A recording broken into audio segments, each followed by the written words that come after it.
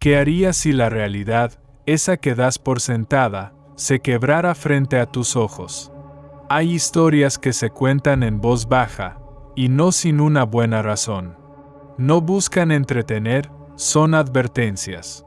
Lo que estás a punto de oír son 3 de esas advertencias, relatos de encuentros tan directos y aterradores que te harán dudar de la seguridad de tu propio silencio. Hoy no hablaremos de leyendas lejanas, sino de 3 experiencias que, según quienes las vivieron, fueron completamente reales. Suscríbete y ponte los audífonos. La oscuridad está por hablar. La voz infantil en la casa vacía. La primera experiencia nos llega de un hombre al que llamaremos Carlos. Un profesional de 32 años, metódico, con los pies en la tierra y, hasta hace poco, un completo escéptico. Su historia no inicia en un viejo castillo ni en un cementerio, sino en el lugar que debía ser su refugio, su primera casa. El sueño de su vida. O al menos, eso creía él. La casa era una construcción de los años 70, de una sola planta, con ese encanto de los barrios tranquilos que prometen paz. Tenía un pequeño jardín y un patio trasero que Carlos planeaba convertir en su propio oasis. Las primeras semanas fueron exactamente como las imaginó. Se la pasaba pintando paredes, lijando suelos y acostumbrándose a los ruidos de su nuevo hogar. El crujido de la madera, el silbido del viento, el golpe ocasional de una tubería vieja, todo tenía una explicación, todo era parte del carácter de la casa. Carlos trabajaba desde casa, así que pasaba casi todo el día ahí, en un silencio que le parecía productivo. La casa era su espacio seguro. Hasta que una noche de martes, esa seguridad empezó a romperse. Eran casi las 11 de la noche. Carlos estaba en su despacho terminando un informe, solo con el tecleo de su portátil. Fue entonces cuando la escuchó por primera vez. Una risa.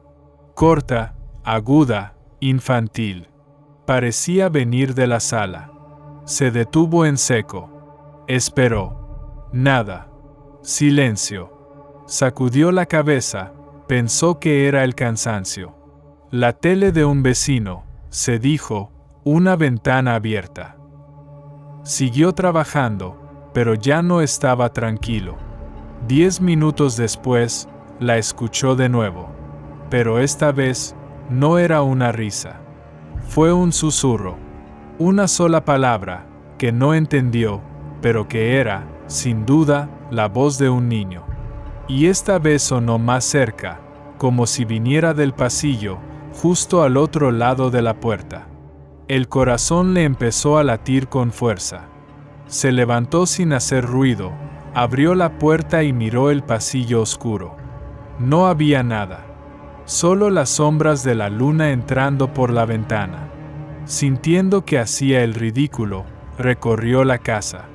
Prendió todas las luces, revisó cada cuarto, cada armario. Estaba solo. Puertas y ventanas, cerradas con llave. No había ninguna explicación. Volvió al despacho, convencido de que el estrés le estaba jugando una mala pasada. Los días siguientes fueron normales.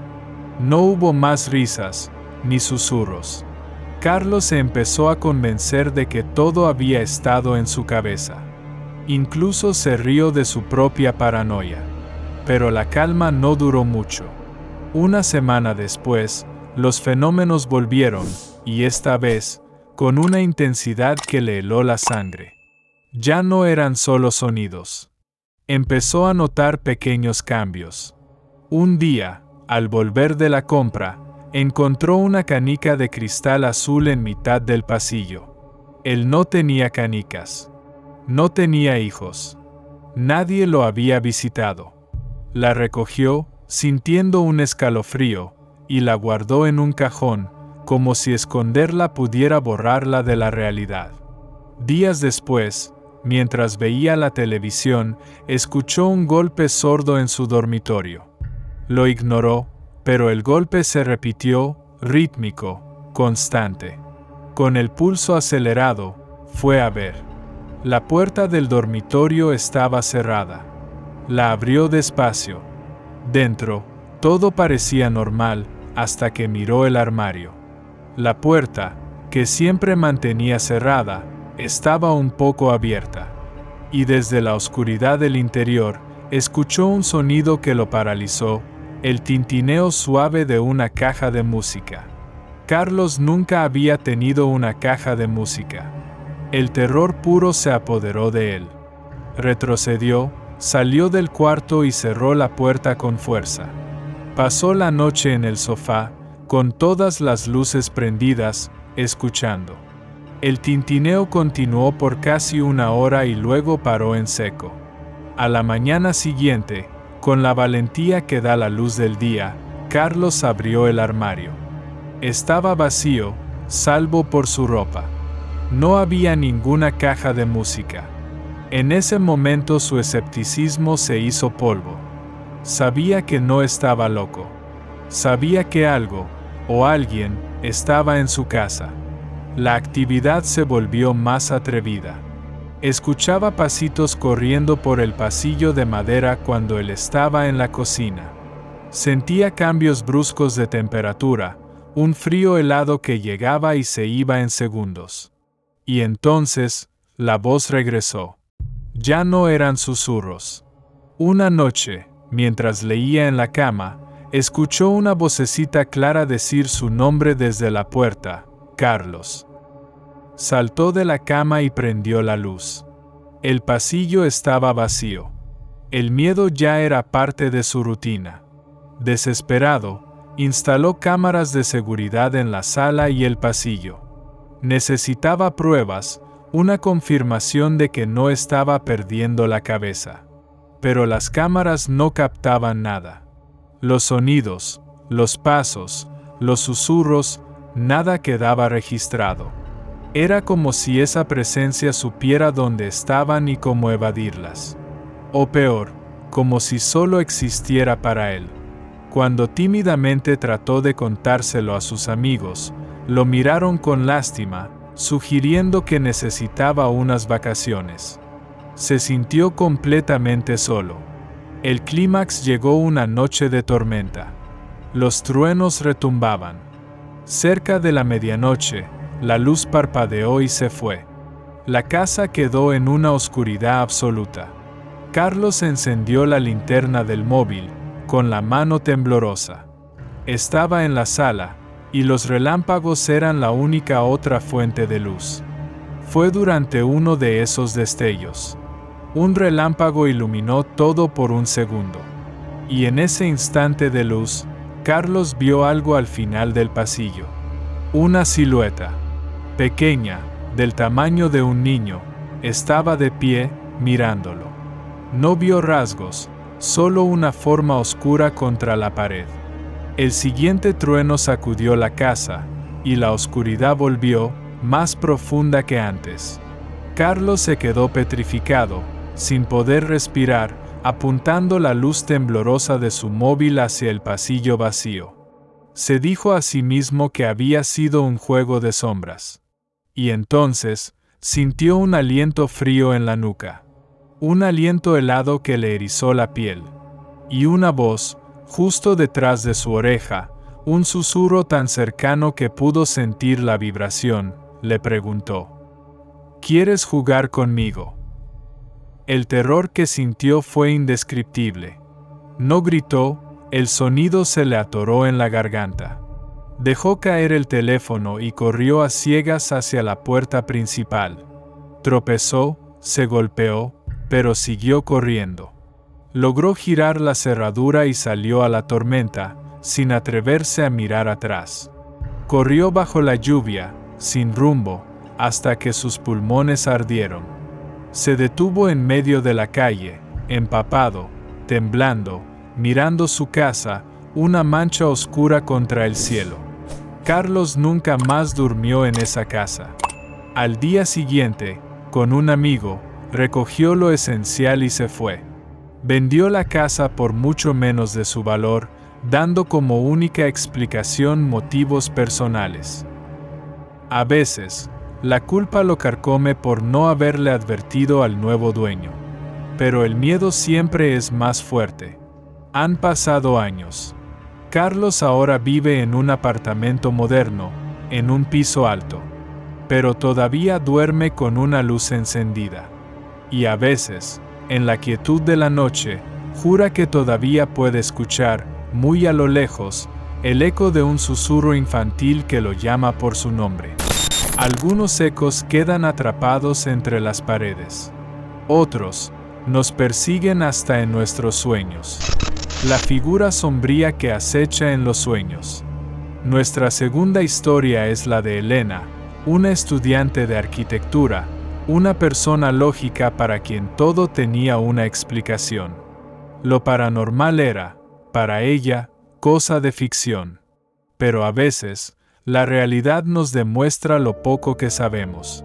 Su infierno no empezó con un ruido, sino en el lugar más vulnerable de todos, su mente. Todo comenzó durante los exámenes finales. Elena estaba bajo mucha presión, durmiendo poco y mal. Por eso, cuando tuvo la primera pesadilla, no le dio importancia. La consideró un producto del estrés.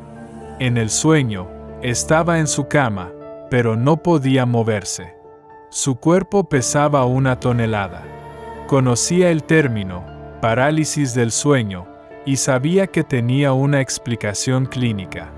Podía ver su habitación con una claridad increíble, los libros en el escritorio, la ropa en la silla. Era esa hiperrealidad lo que lo hacía tan horrible. Entonces, desde la esquina más oscura del cuarto, la sombra pareció espesarse, tomar forma. Lentamente, se convirtió en una silueta vagamente humana. Alta, muy delgada, de un negro tan profundo que parecía tragarse la luz. No tenía rostro. No tenía rasgos. Era una ausencia con forma de hombre. La figura se quedó quieta y luego, con una lentitud desesperante, empezó a flotar hacia su cama. Elena intentó gritar, pero no le salía la voz. Intentó moverse, pero no podía. El pánico era total. La figura llegó al pie de su cama y se detuvo, solo observándola. Elena sintió una oleada de maldad pura, un odio frío que emanaba de ella. Justo cuando la figura levantó un brazo largo y delgado para tocarla, Elena se despertó. Se sentó de golpe, gritando, empapada en sudor. La esquina del cuarto estaba vacía. Es solo una pesadilla, se repitió. Pero el terror se quedó con ella por horas. La noche siguiente, la pesadilla regresó. Misma parálisis, misma figura. Pero esta vez, no se detuvo al pie de la cama. Continuó por el costado, acercándose más y más a su rostro. Elena sentía como la temperatura bajaba a su paso. Se despertó con su propio grito justo cuando la figura se inclinaba sobre ella. Esto pasó todas las noches durante una semana. Cada noche, la figura se acercaba un poco más. Elena empezó a tener miedo de dormir. Dejaba las luces prendidas, ponía música, nada funcionaba. Su rendimiento académico cayó.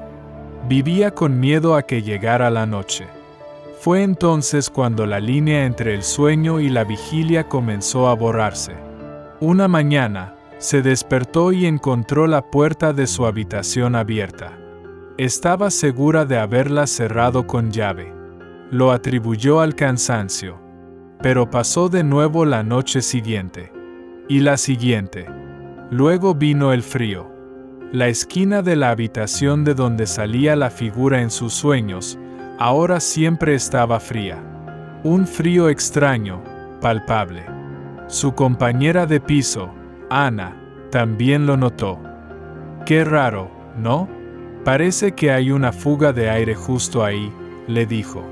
Pero en esa pared no había nada. Elena no le había contado nada a Ana. Le daba vergüenza. ¿Cómo le explicas a alguien que te aterroriza un hombre sombra? El punto de quiebre llegó un jueves por la noche. Elena, agotada, se quedó dormida en el sofá mientras estudiaba. Estaba sola. Se despertó de repente, no por un ruido, sino por la inconfundible sensación de ser observada. Abrió los ojos. Estaba en el sofá, y estaba paralizada. El mismo peso, la misma impotencia. No, aquí no. No puede ser, pensó. Y entonces lo vio. Estaba de pie en el umbral del pasillo. La figura sombría, alta, delgada, más oscura que la propia noche. Esta vez no era un sueño. Estaba despierta. Podía oír el zumbido de la nevera, una sirena lejana. Y la figura estaba allí, en su apartamento, a metros de ella. El tiempo pareció detenerse. Ella, atrapada en su cuerpo, la figura, un agujero en la realidad. La entidad pareció darse cuenta de que Elena la estaba viendo. Lentamente, levantó uno de sus brazos inhumanamente largos. Y la señaló. En ese instante, Elena sintió una presión aplastante en el pecho, como si no pudiera respirar. Sintió una maldad pura, una certeza absoluta de que esa cosa se alimentaba de su miedo. Reunió cada gramo de su voluntad, enfocándose en un solo pensamiento: muévete. Luchó con un terror salvaje y logró soltar un grito ahogado. Movió un dedo, y en el momento en que se liberó, la figura se desvaneció. Simplemente, dejó de estar ahí. Elena se levantó de un salto, temblando, llorando. Prendió todas las luces. Cuando Ana llegó, la encontró acurrucada en una esquina, balbuceando. No volvió a dormir en ese apartamento. Esa misma noche se fue a casa de sus padres. Le dio a Ana una excusa sobre problemas familiares, pero nunca pudo volver a entrar ahí. Elena tuvo que tomarse un semestre libre. La terapia la ayudó a lidiar con el trauma y los terrores nocturnos. Las pesadillas se hicieron menos frecuentes, pero nunca se fueron del todo. Todavía hoy, años después, hay noches en que se despierta con la sensación de que alguien la observa desde una esquina oscura. Y así, Elena, la mujer de ciencia, se quedó con una certeza que la aterroriza: hay cosas en la oscuridad que nos ven. Y a veces, si las vemos en nuestros sueños, ellas también pueden vernos a nosotros, y decidir seguirnos cuando despertamos. Pero, ¿qué es más aterrador? ¿Lo que nos acecha en la noche o lo que desafía toda lógica a plena luz del día? El encuentro que desafía la realidad. Nuestro último relato no es sobre fantasmas, sino sobre algo quizá más inquietante: una grieta en la realidad. Es la historia de David y Sofía, una pareja que, por intentar ahorrar tiempo, tomó un atajo que los llevó a un lugar que no existe en ningún mapa. Era un sábado por la noche.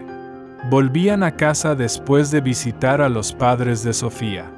Era tarde, pasada la medianoche, y estaban cansados. David recordó que un amigo le había hablado de un atajo, una vieja carretera que supuestamente acortaba el viaje. Sofía dudó, ella prefería el camino conocido, pero David la convenció. Se desviaron de la autopista. Al principio, el camino estaba bien, pero pronto el asfalto desapareció y se adentraron en un bosque denso y oscuro. La carretera se hizo más y más estrecha, rodeada de árboles que formaban un túnel sobre ellos. No se cruzaron con un solo coche. Sofía se puso nerviosa. David, esto no me gusta. ¿Seguro que es por aquí? No tengo señal. David intentó sonar seguro. Tranquila, ya casi salimos del bosque. Fue entonces cuando el coche empezó a fallar. El motor tosió, las luces parpadearon y, finalmente, se apagó. Silencio absoluto. David intentó arrancarlo una y otra vez. Nada. Estaban varados en medio de la nada, sin señal en los móviles. Pasaron 10 minutos que parecieron una eternidad. Fue Sofía quien lo vio primero. «Mira», susurró. A lo lejos, una luz solitaria había aparecido. No eran los faros de un coche. Era una única luz amarilla que se balanceaba, como si alguien la llevara en la mano. Se acercaba. Sintieron un gran alivio. A medida que la luz se acercaba, distinguieron la silueta de un hombre. Llevaba un viejo farol de queroseno. El hombre llegó a su ventanilla. Era anciano, con un rostro lleno de arrugas y ojos pequeños y brillantes. Su ropa era extraña, un mono de trabajo gastado y una gorra de tela que parecía de otra época. Pero su sonrisa era amable. ¿Problemas con la máquina?, preguntó, con un acento rural que no reconocieron. David le explicó lo que pasaba. El anciano asintió. «Mala suerte. Pero no se preocupen. El pueblo no está lejos, justo pasando esa colina», dijo, señalando hacia la oscuridad. «Allí hay un mecánico. Si quieren, los acompaño». David y Sofía se miraron. La idea de adentrarse en el bosque con un desconocido era aterradora. Pero quedarse allí no era mejor. La amabilidad del hombre parecía genuina. Desesperados, aceptaron. El anciano los guió por un sendero de tierra que no habían visto. En cuanto entraron, todo cambió.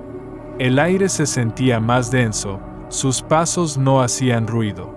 El bosque, antes lleno de sonidos, ahora estaba en un silencio antinatural. No se oía nada. El anciano caminaba delante, charlando amistosamente sobre la cosecha y el clima. Pero usaba palabras antiguas, como sacadas de un libro. Hablaba de la siega y el tiempo de la siembra como si fueran cosas de hoy. Caminaron lo que pareció una eternidad, pero nunca llegaban a la cima de la colina. Sofía estaba agotada. «¿Falta mucho?», preguntó. El anciano se giró, su rostro iluminado por el farol desde abajo. «Ya casi, no se impacienten». Fue David quien se dio cuenta de que algo estaba mal. Miró su reloj. Eran las 2:15 de la madrugada. Recordaba perfectamente haber visto la hora justo cuando el coche se paró, eran las 2:10. Llevaban caminando casi una hora, pero según su reloj, solo habían pasado 5 minutos. Sintió un vértigo terrible. Miró a Sofía. «Sofía, ¿qué hora tienes?». Ella miró su reloj. «Las 2:15, ¿por qué?». El rostro de David se puso pálido. «Eso no es posible», susurró. Se detuvo y se encaró con el anciano. «Un momento. ¿A dónde nos lleva?». «Llevamos casi una hora caminando y mi reloj dice que solo han pasado 5 minutos». El anciano también se detuvo. Y su sonrisa amable había desaparecido. Ahora era una mueca extraña, demasiado ancha, que no le llegaba a los ojos. «El tiempo no corre igual para todos por aquí», dijo, y su voz ahora sonaba burlona, siniestra. Esa frase, y esa sonrisa, lo rompieron todo. David y Sofía lo entendieron con una claridad aterradora. No estaban siendo ayudados. Estaban en una trampa. Sofía soltó un grito. Sin pensarlo, David la agarró del brazo y echaron a correr. Corrieron de vuelta por el sendero, tropezando, sin atreverse a mirar atrás. Lo más raro es que no oyeron a nadie persiguiéndolos. Solo ese silencio absoluto. Corrieron hasta que no pudieron más y cayeron sobre el asfalto de la carretera, justo al lado de su coche. David, temblando, metió la llave en el contacto, sin ninguna esperanza. El motor arrancó al instante. Sin dudarlo, Pisó el acelerador a fondo. Mientras se alejaban, miró por el retrovisor. Y se le heló la sangre. En medio de la carretera, donde su coche se había averiado, estaba el anciano. De pie, quieto, sosteniendo su farol en alto, observándolos desaparecer. Condujeron en silencio casi 2 horas antes de volver a la civilización. Cuando llegaron a casa, ya de madrugada, el reloj del coche marcaba las 4:20. Habían perdido exactamente 5 minutos. En los días siguientes, intentaron buscar una explicación. Buscaron en mapas, en internet. La carretera existía, pero terminaba en una finca abandonada a pocos kilómetros del desvío. No había ningún atajo, ningún pueblo. Oficialmente, el lugar donde se perdieron no existe. David y Sofía nunca le contaron esto a nadie. ¿Cómo explicar que vivieron 1 hora en solo 5 minutos? O que conocieron a un hombre fuera del tiempo. Pero ellos saben lo que vivieron, y ahora comparten un secreto aterrador: la realidad es frágil, y si tomas el desvío equivocado, puedes acabar cayendo por una de sus grietas. Una voz en una casa vacía, una sombra que se cuela en los sueños, un camino que no lleva a ninguna parte. 3 experiencias que nos recuerdan que el mapa de nuestra realidad podría tener espacios en blanco. Quizás no son cuentos para asustar, sino testimonios que nos advierten que, por mucho que creamos saber, el universo todavía guarda secretos en sus rincones más oscuros. ¿Has vivido algo que no puedes explicar? A veces, contar lo que vimos es la única forma de saber que no estamos solos. Si te atreves a escuchar más, suscríbete y activa las notificaciones. Y recuerda, hay puertas que es mejor no abrir.